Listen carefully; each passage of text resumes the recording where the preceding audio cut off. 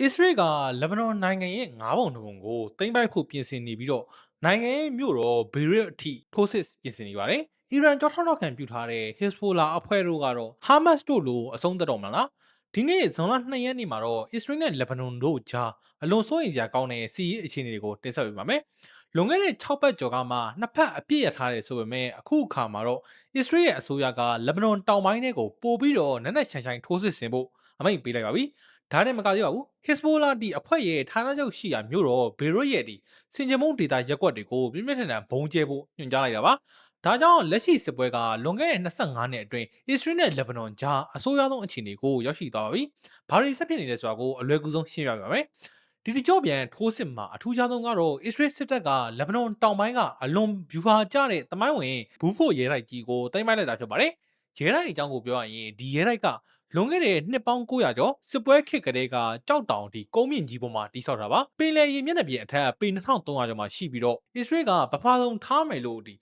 သတ်မှတ်ထားတဲ့လီတာနီမြစ်ကိုအပေါ်စီးကနေပြီးလှမ်းမြင်နေရပါတယ်ဒါကိုသိမ်းပိုက်နိုင်တဲ့အတွက်အစ္စရေးစစ်တပ်ကလက်ဘနွန်တောင်ပိုင်းကမြို့ရွာတွေကိုအစ္စရေးမြောက်ပိုင်းဒေသတွေကိုပါအပေါ်စီးကနေပြီးစောင့်ကြည့်နိုင်သွားပြီးတော့စစ်ရေးအရာအလွန်ကိုအသာစီးရသွားပါတယ်လွန်ခဲ့တဲ့2000ပြည့်နှစ်တုန်းကဒီအစ္စရေးစစ်တပ်ကလက်ဘနွန်ကနေပြီးဆုတ်ခွာပြီးတဲ့နောက်ပိုင်း2026နှစ်အကြာမှာဒီရဲတိုက်ပေါ်မှာအစ္စရေးရဲ့အလံဒီပထမဆုံးအကြိမ်ပြန်ပြီးတော့လွှင့်ထူနိုင်ခဲ့တာပါအစ္စရေးဝန်ကြီးချုပ်ကတော့ဒီဟာက Hezbollah တွေကိုတိုက်ခိုက်ရမှာကြီးမားတဲ့အလှည့်ပြောင်းလို့ဆိုထားသလိုကာကွယ်ရေးဝန်ကြီးဖြစ်တဲ့ Israel Katz ကလည်းဒီ Hezbollah တွေကိုအမြင့်ပြတ်ချေမှုန်းဖို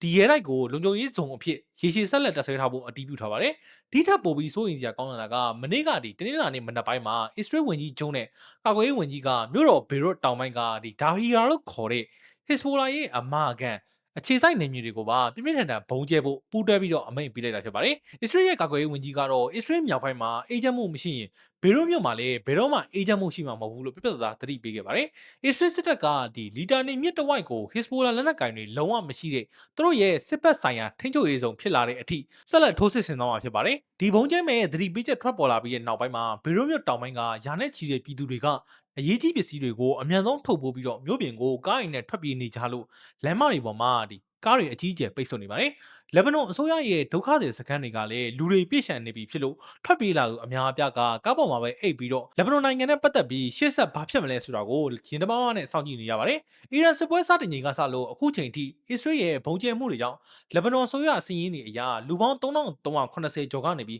3400ကျော်အထိတိစုံခဲ့ရပြီးတော့အစ္စရေးဘက်ကတော့သူတို့ရဲ့စစ်သား24ဦးနဲ့အရက်သား4ဦးတိစုံတယ်လို့ထုတ်ပြန်ထားပါတယ်။အခုဆိုရင်အစ္စရေးစစ်တပ်ကလက်ဘနွန်နိုင်ငံရဲ့နိုင်ငံပိုင်နက်ငါးပုံတပုံစတူယန်ကီလိုမီတာ2000ခန့်အထိကိုသိမ်းပိုက်ထိန်းချုပ်ထားပြီးဖြစ်ပါတယ်။ဒီလိုအစ္စရေးဘက်ကစစ်ပွဲကိုချဲ့ထွင်လာတဲ့အတွက်အကြီးမားဆုံးနောက်ဆက်တဲ့ဂရက်ကတော့အီရန်နိုင်ငံကအမေရိကန်နဲ့လုံနေတဲ့တန်တမန်ရေးရာအလွတ်တဘောဆွေးနွေးမှုတွေအားလုံးကိုချက်ချင်းရပ်ဆိုင်းလိုက်တာဖြစ်ပါတယ်။ဂျာကန်နိုင်ငံတွေကတစင်အမေရိကန်နဲ့ဒီစာလွှာတွေလဲလှယ်နေတဲ့စနစ်ကိုအီရန်ကဖျက်တောက်လိုက်လို့စစ်ပွဲရပ်တန့်ဖို့မျှော်လင့်ချက်ကပိုဝေးသွားသလိုကမ္ဘာ့ရင်နံဈေးနှုန်းကလည်းချက်ချင်းထိုးတက်သွားပါတယ်။အီရန်ရဲ့နိုင်ငံခြားရေးဝန်ကြီးကတော့အစ္စရေးနဲ့အမေရိကန်ကအပြည့်ရဲ့သဘောတူညီချက်ကိုချိုးဖောက်နေတယ်လို့ဆွဆွဲထားပါတယ်။တစ်ဖက်မှာလည်းအမေရိကန်ရဲ့နိုင်ငံခြားရေးဝန်ကြီးမာကိုရူဘီယိုကဒီတင်းမာမှုတွေလျှော့ချဖို့နိုင်ငံရေးလမ်းမမြေပုံတစ်ခုကိုလက်ဘနွန်တမ္မတဒီအစ္စရေးဝန်ကြီးချုပ်နေတန်ယာဟုတို့နဲ့ဆွေးနွေးနေပါတယ်။အမေရိကန်ရဲ့အဆိုပြုချက်ကတော့ Hezbollah ဘက်ကအစ္စရေးကိုတိုက်ခိုက်တာတွေအကုန်ရပ်ပြီးရင်အစ္စရေးဘက်ကလည်းဘေရွတ်ကိုဘုံမကျဲဘဲနဲ့စစ်မီးကိုဖျက်ချပေးမယ်ဆိုတဲ့အချက်ဖြစ်ပါတယ်။အမေရိကန်အရာရှိတွေကတော့ Hezbollah အနေနဲ့